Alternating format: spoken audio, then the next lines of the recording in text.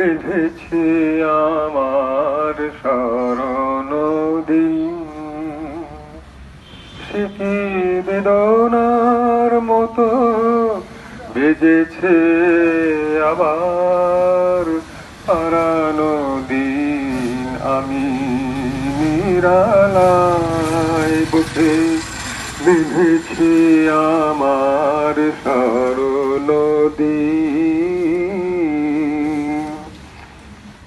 ফাগুনে আমার ঘিরেছে আবার হিমেলো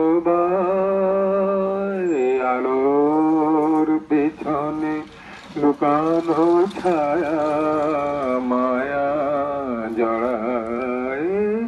ফাগুনে আমার ঘিরেছে আবার হিমেলো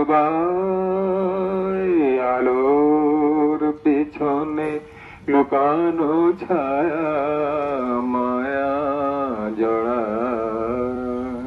বোলরোজারে আমাদের এই মঞ্চটি ভেঙে দেওয়া হচ্ছে। আমি অত্যন্ত মর্মাহত হই, কারণ কী কারণে এরকম একটি শিল্প সাহিত্যের সংস্কৃতির মেলা বসে যে জায়গাটিতে, সেই জায়গাটি কেন ভাঙা হবে? কী অপরাধ ছিল কবি সাহিত্যিকদের?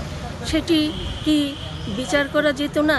সেটি কি আগে অবহিত করা যেত না? টানা সপ্তমবারের মতো বেস্ট টিস্যু পেপার ব্র্যান্ড হিসেবে স্বীকৃতি পেয়েছে বসুন্ধরা টিস্যু। বৃক্ষণ পাঠচক্রকে ভেঙে দেওয়া ময়মনসিংহের লেখক কবিদের মন ভেঙে দিয়েছে।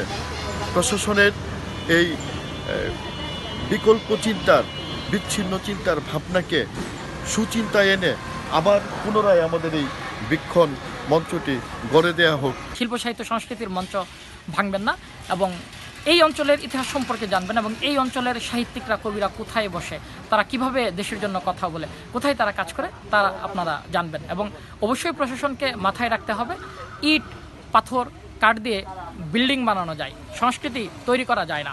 এদেশের লেখক, সাংবাদিক, সাহিত্যিক, নৃত্যশিল্পী সকলে মিলেই গড়ে তুলেছে আমাদের এই বাংলাদেশ। অভ্যুত্থান পরবর্তী সময়ে বাংলাদেশের কোনো মঞ্চ, বাংলাদেশের কোনো মাজার ভাঙার বিরোধী আমরা। অর্থাৎ কোনো স্থাপনাকে মব সৃষ্টি করে যেমন ভাঙা যাবে না, তেমনি প্রশাসন তার কর্তৃত্ববাদের মাধ্যমে কবিদের কণ্ঠস্বরকে রুখতে পারবে না। অনিয়ম বলতে তো এর ঊর্ধ্বে আর কিছু আমি জানি না। এখানে ভেঙে ফেলা হয়েছে, আমরা এটার পুনর্নির্মাণ চাই।